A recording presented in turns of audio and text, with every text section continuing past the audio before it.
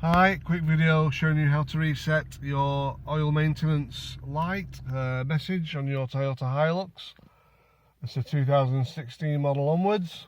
First of all, you've got to make sure it says trip A, so switch the ignition on by pressing the button twice, so turn your ignition on with your key. You've got to use this trip button here. Press it so it keep going so it says trip A. Trip A. Turn the ignition off.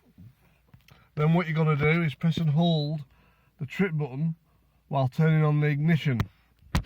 I'll try and hold the camera ready. So I'm pressing and holding.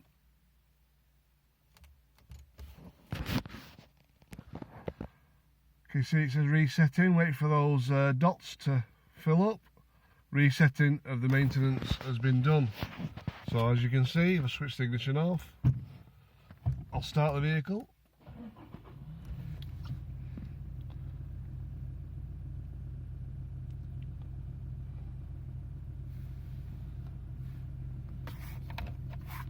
You can see the service has been reset. Easy as that.